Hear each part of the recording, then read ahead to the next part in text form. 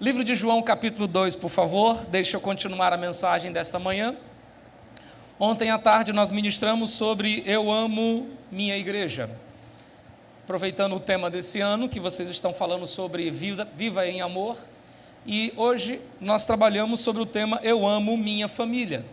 E eu quero continuar essa mensagem a partir do ponto de João, capítulo 2. E por quê? Porque tudo começa na família. É na família que começa a vida.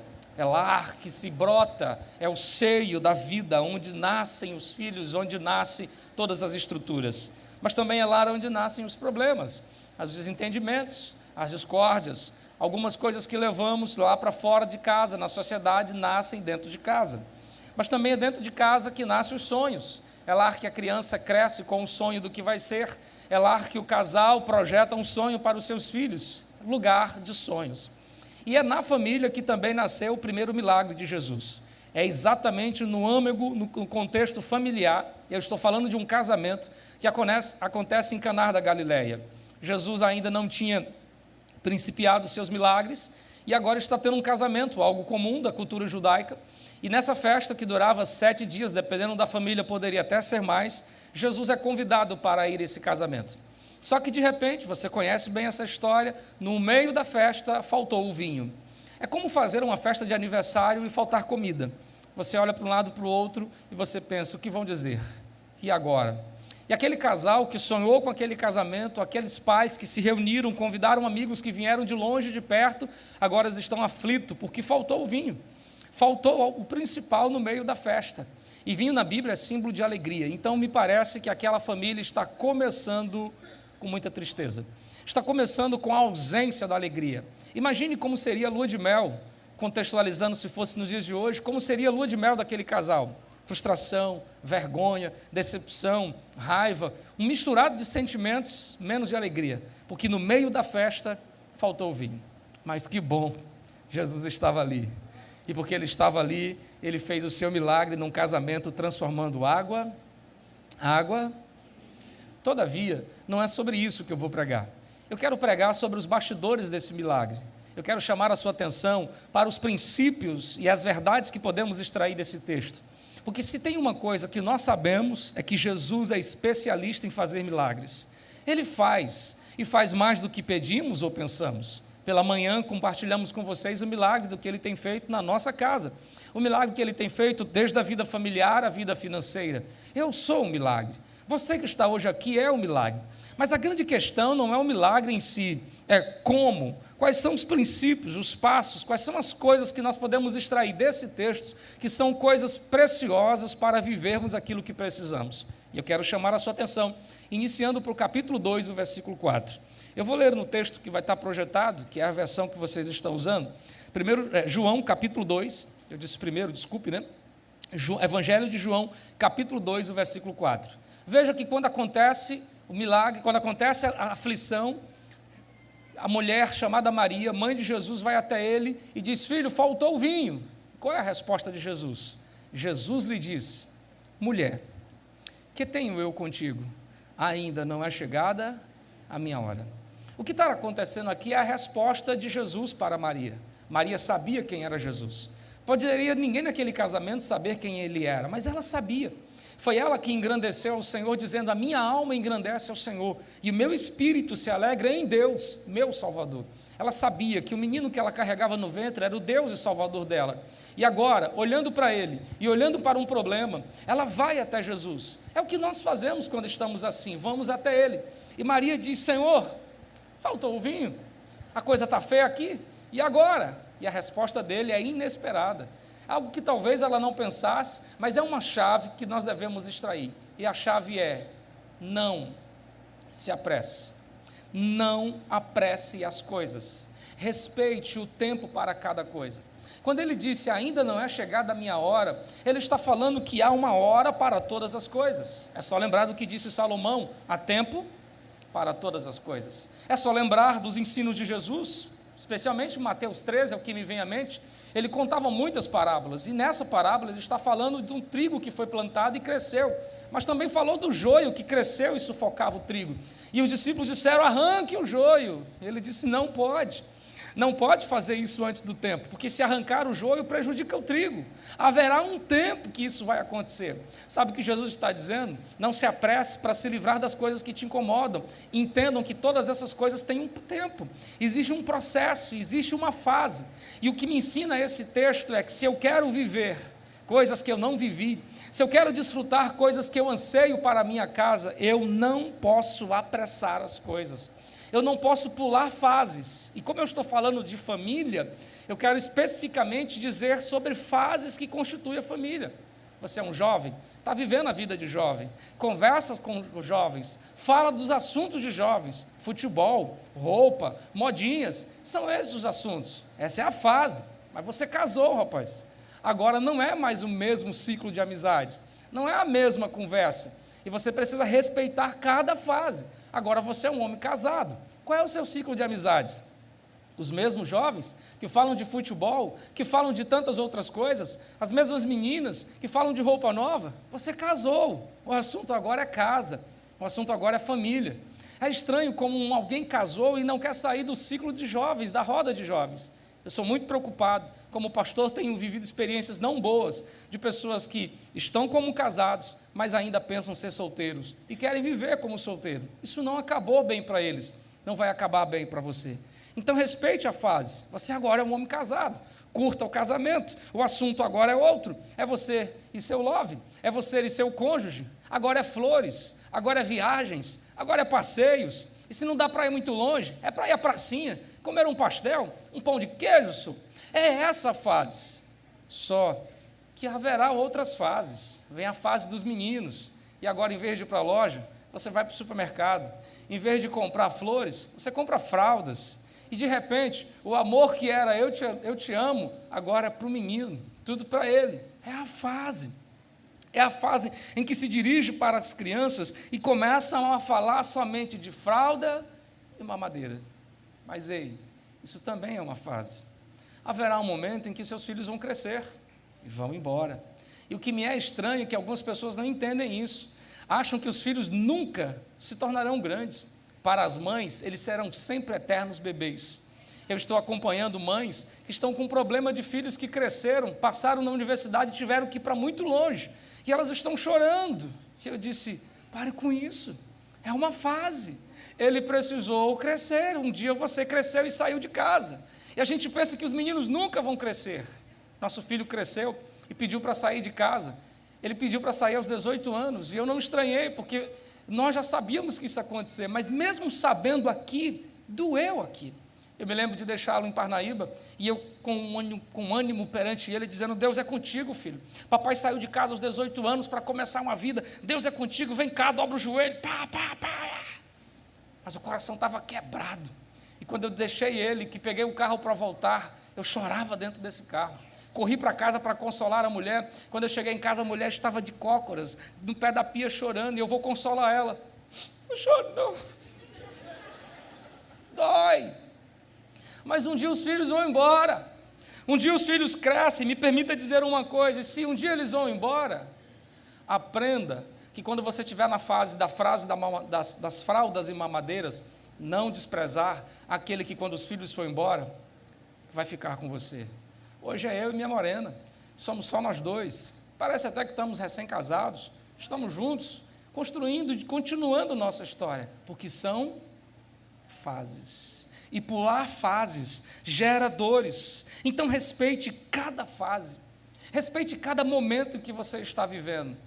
Muito estranho é perceber que nós estamos vendo uma geração de mulheres que pensam ser adolescentes, querem se vestir como adolescente, falar como adolescente. Mamãe, você já é uma senhora, viva a sua fase, é honroso o que você está vivendo, é honroso todas as fases da vida, e se eu quero ter um casamento feliz, eu preciso respeitar cada fase. Qual é a fase que você está vivendo agora? Qual é o momento que você está vivendo? A segunda coisa que acontece nesse texto é que quando Maria entendeu que deveria respeitar e que há um processo para tudo, que há um tempo para cada coisa e que cada tempo deve ser vivido, ela se dirige para o servente e ela mesmo dá uma orientação a eles. Veja o que diz o versículo de número 5 do capítulo 2. A expressão revela para mim outra grande verdade. Versículo 5, capítulo 2, diz mais ou menos assim: sua mãe disse aos serviçais: façam tudo que ele vos. Depois que Maria entendeu que não podia pular as fases, e mesmo que ela estivesse precisando de um milagre, havia um tempo para tudo, ela agora se acalma, ela se dirige para os serviçais e disse: olha, o seguinte, o negócio não é comigo, o negócio não é no meu tempo, o negócio é com ele, o negócio é no tempo dele, então faça tudo o que ele disser. E esse texto me faz pensar que outra coisa que eu posso aprender aqui é: respeite os princípios, porque propostas mudam, princípios não. Propostas vão e vêm, projetos fazem e desfazem, mas princípios são coisas que foram estabelecidas na eternidade. Existem princípios que estão sendo violados, e como diz Salomão, não remova os marcos antigos. Nós estamos desfrutando de uma geração frágil familiarmente, frágil em todas as áreas, porque não sabe mais os princípios. E deixa eu lembrar alguns que você sabe, talvez se faça de esquecido. O princípio de honrar pais, filho, é princípio. Em Efésios capítulo 6, a orientação é: honra teu pai. Está falando de mais do que obediência, está falando de honra. Nem sempre eu vou concordar, é claro, mas honrar é reconhecer isso. E porque não sabemos mais entender o princípio de honra, então nós desrespeitamos aquele que nós agora chamamos de coroa, aquele que nós chamamos agora de careta. Quem tem a razão são os amiguinhos. E a gente quebra esse princípio. Sabe qual é o problema? Maldição. Quando eu leio Lucas 15, se você não entendeu, me permita dizer uma coisa desse texto. E o filho sai de casa, o filho chega e diz assim: pai, me dê a parte da minha herança. Você já sabe que nós só temos direito a alguma coisa quando o pai morre.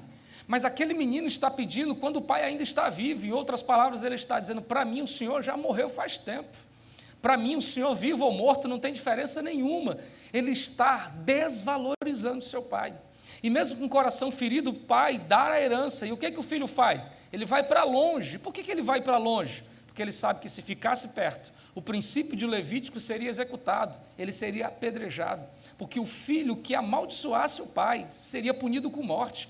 O filho que espraguejasse, que dissesse palavras de desrespeito, seria punido com pedradas.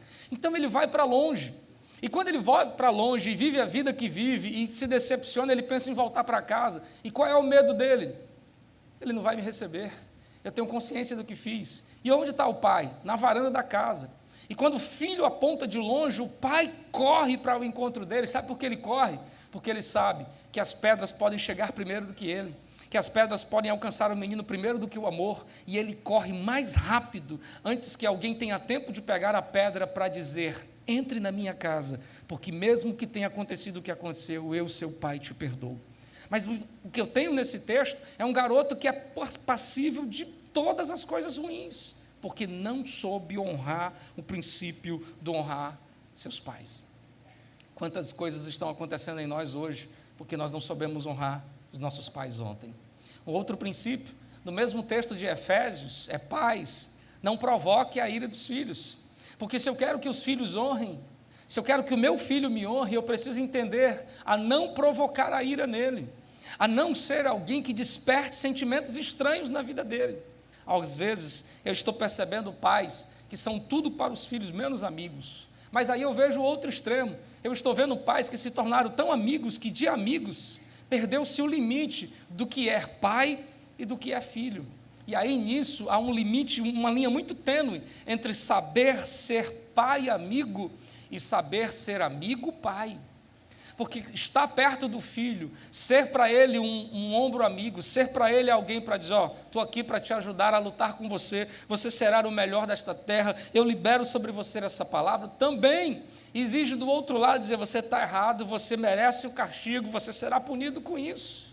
Eu fico preocupado quando eu leio a história de Davi e diz sobre o seu filho Adonias que ele nunca foi contrariado. 1 Reis narra esse episódio dizendo que nunca Davi contrariou seu filho. E sabe o que aconteceu? Um maluco dentro de casa, alguém que quis tomar o reinado do pai quando viu que o pai estava envelhecido e a todo custo quis matar seus irmãos. Por que o filho é daquele jeito?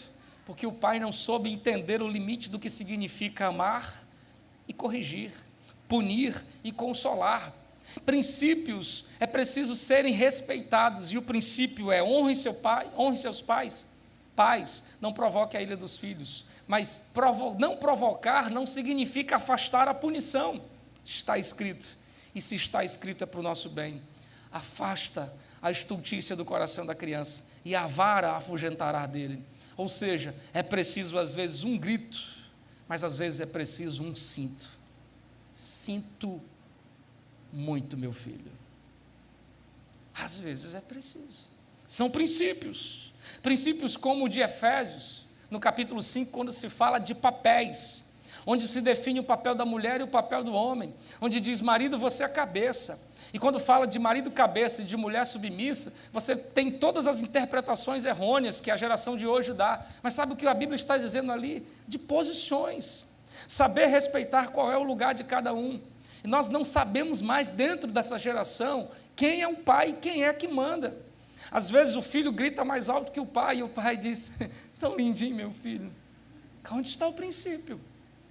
Às vezes é a mãe que tomou o lugar e tomou as rédeas, e por mais que às vezes a mulher precise tomar algumas decisões por conta da falta de um homem macho, como diz o Ceará, isso não acaba bem, porque ela não foi feita para isso, e por mais que ela se desdobre, vai ver uma hora que ela vai cansar e estafar.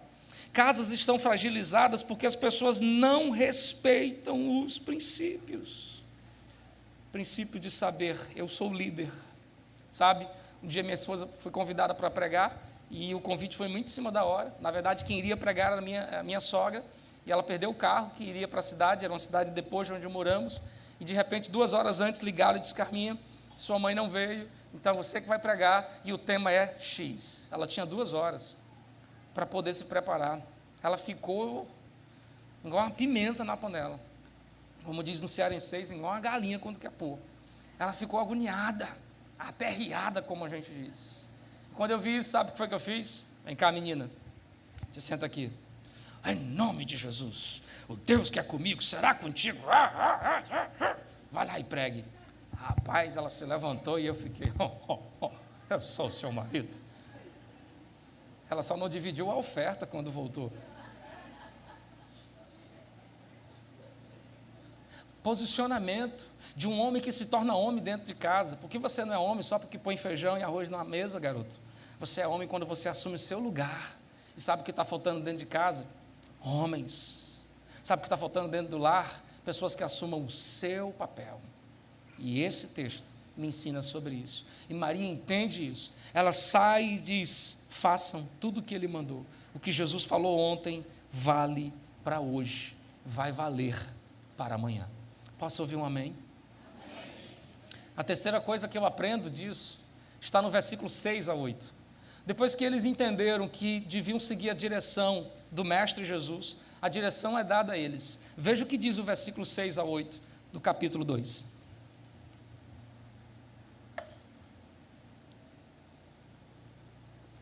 Estavam ali 6 talhas de pedra, que os judeus usavam para as purificações. Cada uma levava 2 ou 3 metretas, ou seja, cada uma levava entre 60 a 120 litros, dependendo da cultura. Uma média de cada uma 70 litros de água. Tinham 6 metretas. Normalmente, ali cabia 420 litros. Continue o texto. Por favor, passe para o texto seguinte, versículo 7. Jesus então diz para esses moços, encham de água essas talhas. Eles as encheram totalmente. Então ele determina, dizendo, tirem agora dessas águas que estão sobre essas metretas, sobre essas taças, jarros de pedra, e levem ao mestre-sala. Ponto. O que diz agora? E eles, olha para mim, pensa comigo algumas coisas. Água no contexto judaico nunca foi um objeto fácil de se achar. Você já viu quando Jesus chega no último dia da festa e diz: quem tem sede, venha a mim e beba? Ele está fazendo o que acontecia nos dias de festa. Muita gente no lugar que não tem muita água. Ainda hoje é assim. E havia as pessoas que vendiam água, que ofereciam água.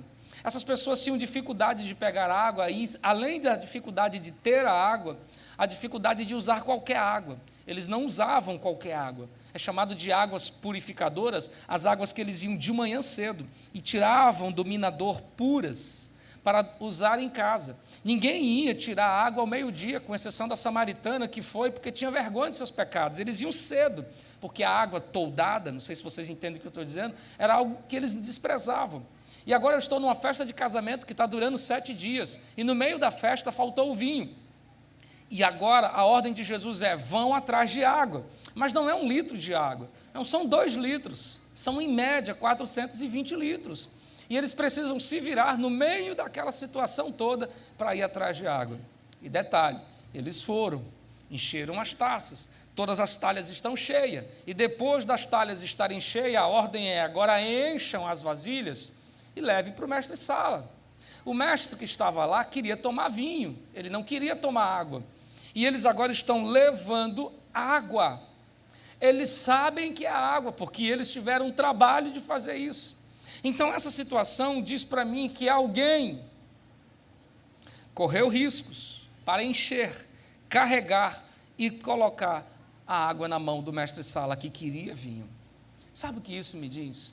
Isso me diz que o milagre é vivenciado porque alguém decidiu correr riscos para carregar pedras, carregar água para colocar nas pedras. E quando eu falo sobre isso, eu tenho em mente o episódio de Josué. Olha eu de novo falando de Josué. Josué acaba de atravessar o Jordão. Eles estão felizes porque o Jordão se abriu diante dos olhos de todos. Só que o capítulo 4 começa dizendo que Josué chama 12 homens, um de cada tribo, e diz assim: juntem pedras que estão no meio do rio.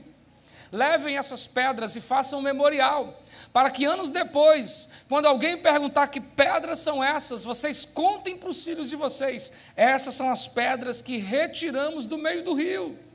E isso me diz que o milagre vivenciado em João 2 é resultado de alguém que decidiu carregar água, de alguém que decidiu, no episódio de Josué, carregar pedras.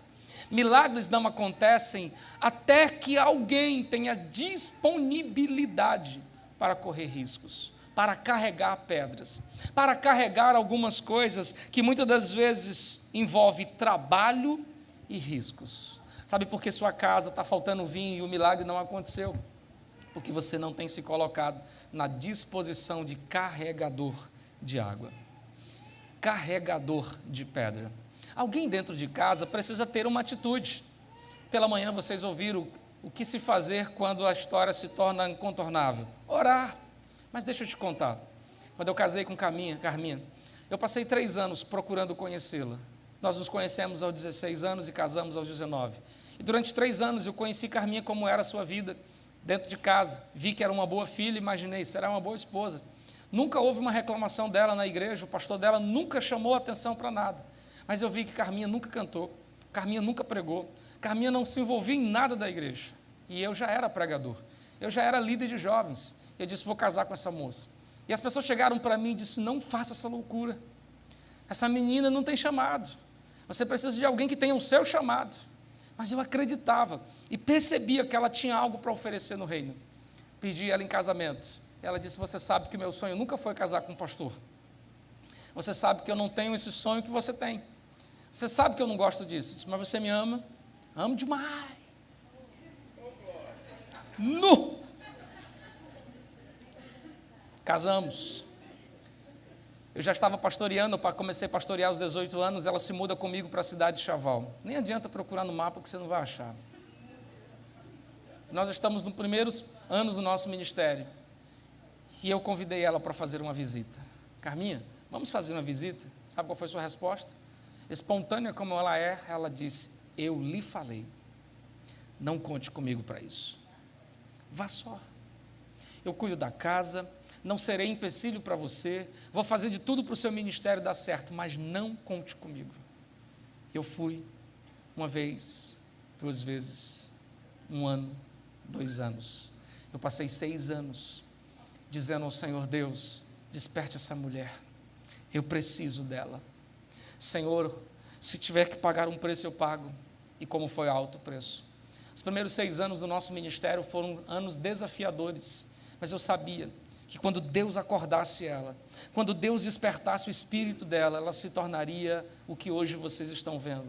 Mais do que 50% daquilo que eu sou é resultado dessa menina.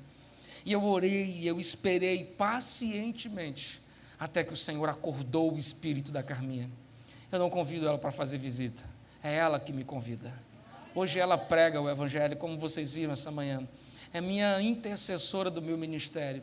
E eu louvo a Deus pelo que ela é hoje, mas é resultado de alguém que decidiu carregar pedras ontem. Por que você está querendo abandonar seu casamento? Por que você está querendo desistir do seu filho? Se o que você precisa fazer é aprender a carregar pedras. Paga um preço. Você não paga pela sua formatura? Você não paga pelo seu trabalho? Você não aguenta um monte de coisa? Por que você não está aguentando pela família? Se você ama a sua casa, carregue pedras. E porque alguém correu riscos e carregou, sabe como termina essa história? O fim disso é que aquilo que faltava, não faltou mais. Que aquilo que tinha acabado, voltou à tona. E agora, os servos estão espantados, porque eles ofereceram água e viram vinho. O mestre Sala está admirado, dizendo: eu nunca vi um vinho tão gostoso quanto esse. Os discípulos estão admirados, os noivos estão alegres. E a Maria, que começou sem entender, terminou entendendo e glorificando o nome de Jesus. Eu quero liberar sobre a sua casa a mesma coisa que aconteceu nesse texto.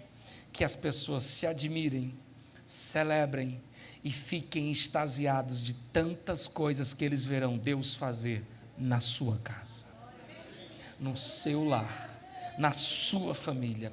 Que a sua casa desfrute dos milagres de Jesus. Que a sua casa experimente a bondade que eu e a minha casa temos experimentado.